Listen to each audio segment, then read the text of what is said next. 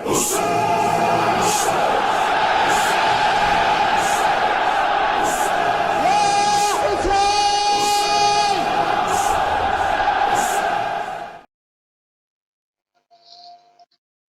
بالله من الشيطان الرجيم بسم الله الرحمن الرحيم الحمد لله رب العالمين وبه نستعين والصلاة والسلام على سيدنا محمد وعلى آله الطيبين الطاهرين المعصومين بسم الله الرحمن الرحيم رب اشرح لي صدري ويسر لي أمري واحلل عقدة من لساني يفقه قولي آمنا بالله صدق الله العلي العظيم. Assalamu alaikum wa rahmatullahi wa barakatuh, and welcome on Youth Matters once again with me, your host, Sakina Mushtaq Habib. Thank you for joining me today once again on the Muharram series of the 8 days episode, by which we will be learning a lot of lessons from our well-renowned Sheikh who has joined us all the way from USA, Sheikh Dr. Mehdi Hazari. I would like to welcome Sheikh Hazari once again on board to discuss very important things about the message and the mission of Karbala once again with us. Assalamu alaikum wa rahmatullahi wa barakatuh, and welcome on Youth Matters once again, Sheikh. Alaikum assalam wa rahmatullahi wa barakatuh. Thank you again. It's an honor. Thank you, Sheikh. We really enjoyed from yesterday's episode, and we learned a lot about the message of Karbala. And today, again, we would like to bring some more questions, and we would like to have a more further conversation with you about what was the mission of Imam Hussein alayhi salam, and about the purpose of our creation is our topic of today, which we will be looking into. First and foremost, a couple of questions for you, Sheikh, and that is, today we are seeing the media and social media really taking over the world, and the world is now becoming a global village, basically, if we see the language of technology. It is very difficult to realize the enemies of our time. According to you, in your perspective, who is the Yazid of our time, and how can we recognize the Yazid of our times? Yes, that's a great question. And I think in continuation from what we previously discussed, it is of utmost importance for a believer, for any human being really, that if they want to preserve their own well-being, whether that's physically, emotionally, mentally, spiritually, that they should know those things that are a potential threat to them, a potential risk to them. And this could be anything. This could be a physical insult. This could be an emotional insult, mental, spiritual, anything that has the potential to damage you, cause you to experience dysfunction of any kind, is something that you should be aware of. Oftentimes, we don't know. That's the greatest problem, is we don't have enough knowledge. We can't recognize and identify those things that are a potential threat. So when we ask the question that what is the Yazid of our time, Yazid, although he was a specific personality and a character, a despot, an evil human being, corrupt down to his core, we know that what he represented of evil, what he represented of corruption and tyranny, is something that is prevalent in humanity from the start of Insan all the way till the end. Just look at the story of Habil and Qabil. That sort of despotism, evil, exists, and it will be there.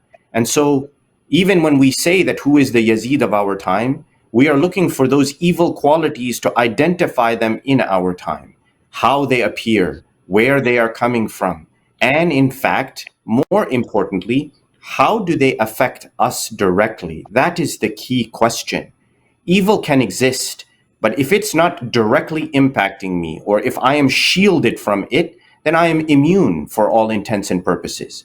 It becomes important to me, relevant to me, when it directly impacts me, or even more importantly, when it impacts me and I don't even know. It is insidious, meaning it's affecting me and I don't even know that it's affecting me. It's doing so in such a subtle manner that I'm not even aware of the fact that changes are taking place.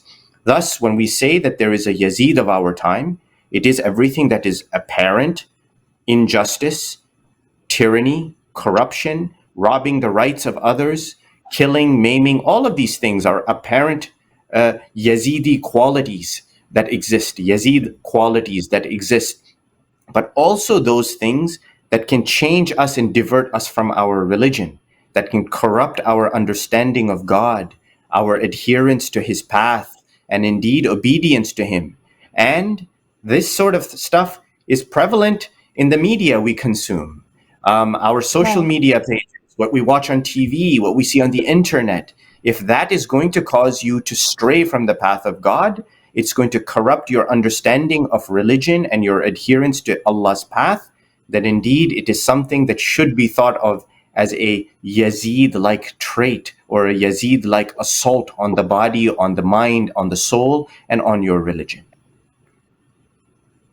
That is why now the question comes that how can we prepare ourselves and what steps can we take to avoid falling into these temptations of falling into this Yazid trait or the character, or following the bandwagon of the people who are in this situation. Yes. So this question it's again a big question and not easily addressed in a few minutes. But let me say it from this perspective, that what causes us to err, what causes us to make mistakes, to become susceptible to a threat that is coming upon us. Let's just take for the case of our religion, our spirituality, and our devotion to Allah subhanahu wa ta'ala. It is the fact that we don't recognize the assault, the threat that is coming to us, or we have allowed ourselves to succumb to it because we don't know better, or we know better and we just don't care. Wal-'ayadhu billah, which is the worst circumstance that we can be in. Hence, we want Right. to be able to identify the threat, that which is coming to assault us, what it's doing to us, and in a sense, be aware of how it is affecting us. In Islam, we often talk about basira. Basira meaning Right. insight, being able to see Yes. things. And that's why Right. Rasulullah sallallahu alayhi wa alihi wasallam, it is reported, he would say that Allahumma arinil ashya'a kama hiya. Oh Allah, show me the things the way they truly So are. that Show me the true nature of yeah. things. How are they? We often don't see it that way. We see things through the cloud and the mist of our own weaknesses, our own preconceived notions. And so, True. from making a sort of a short answer long, I would say that if we don't clear up our perception, our basira, our ability to see things deeply, then we are going to be susceptible. We are going to be at risk. And the quickest and easiest way to clear up your vision, to see things the way they are, to understand reality and live it in our daily lives, is to ask the question, what are we attached to? What are we enslaved by? If I am enslaved to my phone, if I have to have this by my side and I cannot live without it, then I have become enslaved to it. And everything I see in life will be through the lens of that phone or my need for that phone. Same goes for anything else: food, my Mm. career, my job, my family. If I am enslaved to them, I am dependent on them and not dependent on God, then everything I will see will be through that lens. And that is a misty, foggy lens that does not allow you to see reality the way it is.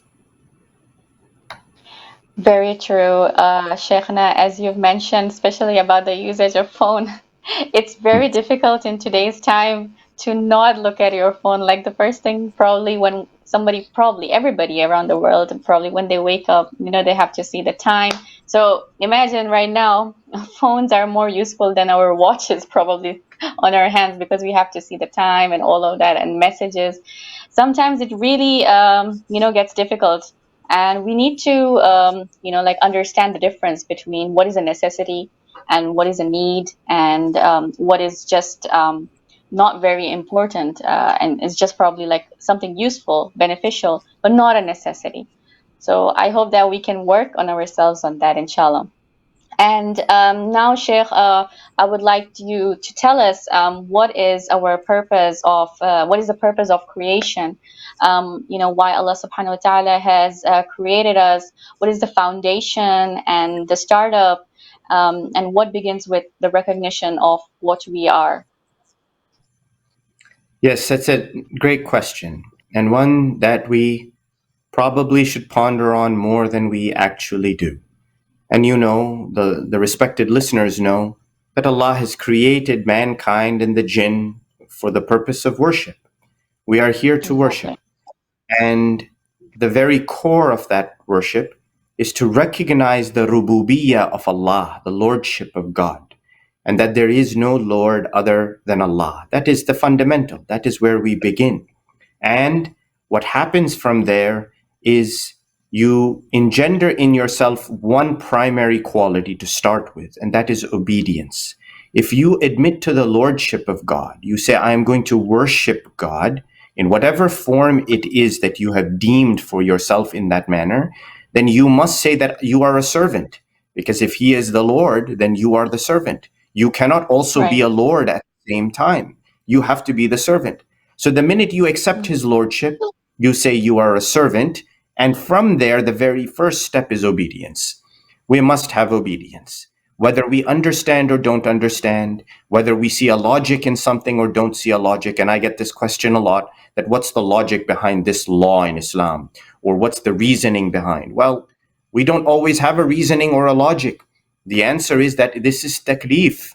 This is what God has obliged us to do, and we are to be obedient, whether we understand or not. Why? Because we have accepted him to be the Lord, and we have accepted ourselves to be the servant. So we must be obedient. The key, however, for us as insan and our progression as beings that have the ability to rise up and become lofty, become spiritually advanced, is that we have a aql, we have a mind and reasoning that will allow Mm. us to deepen the quality of that worship. And that is Yes, something very that true. should be considered. That, yes, I can worship by purely just being obedient, just doing what I'm told.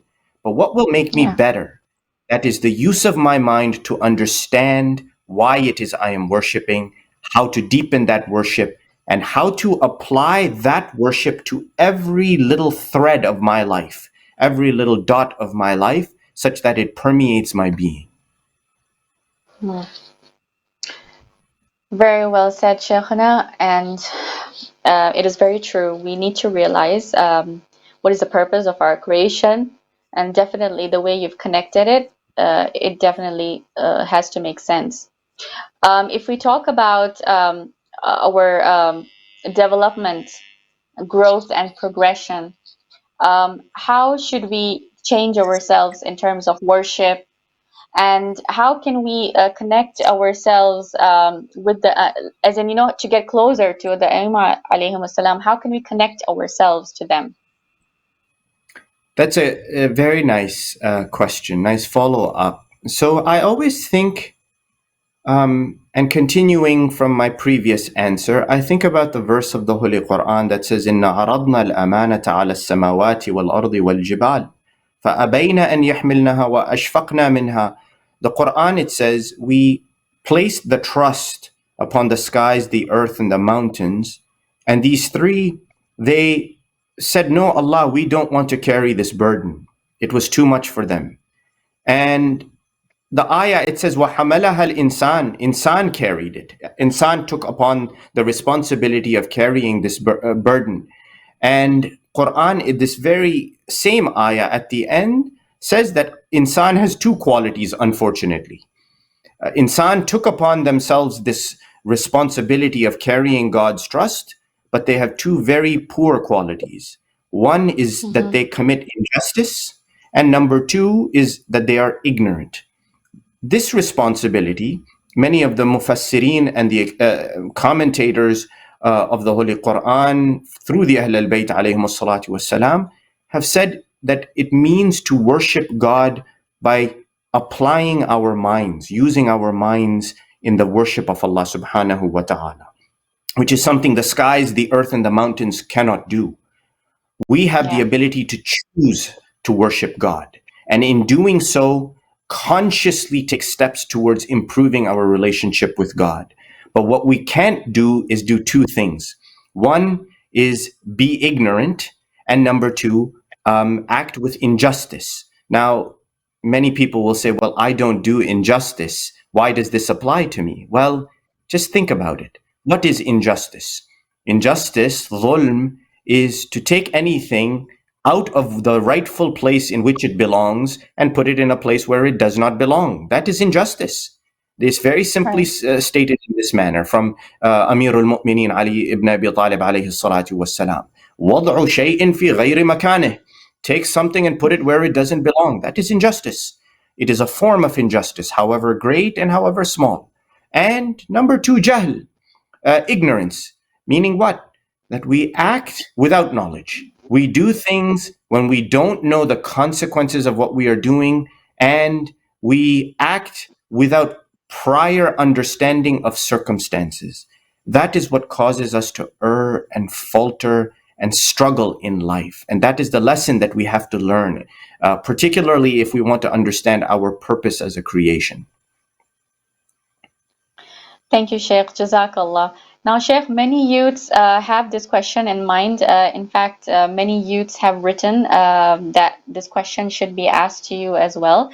That have we lost the essence of Muharram, and have we really understood the message of Imam Hussein alayhi salam, and that whose side are we on today? Yes, I think it's a question that we should ask all the time. That have we lost the philosophy of Al-Imam al-Hussein and what he stood for? I think that question shouldn't just be asked in the 10 days of Muharram or all the way up to the day of Arba'een, but should be asked every day of our lives. Not just Imam Hussein, but the legacy of Ahl al-Bayt alayhim as-salatu was-salam. And far be it for me to pass judgment on whether we have lost it or not lost it, but I think there are times when we probably need to take a very hard look at ourselves and what we are doing.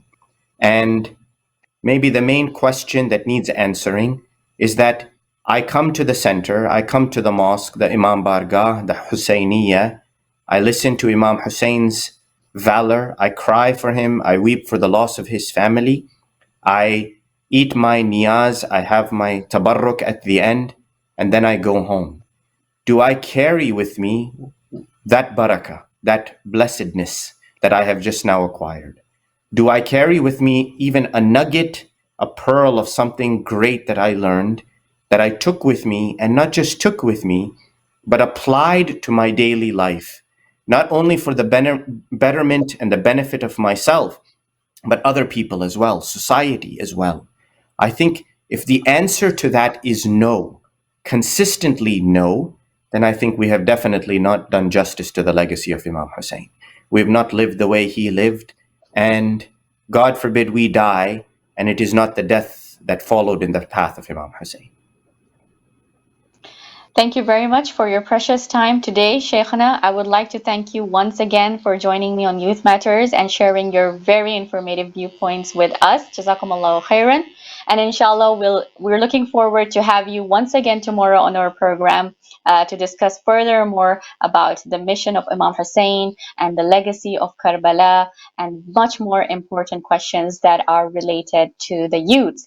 Thank you for joining me on today's program. And inshallah, I will see you once again tomorrow, same time, only on Hidayat TV. Jazakumullahu khairan. Wassalamu alaikum wa rahmatullahi wa barakatuh.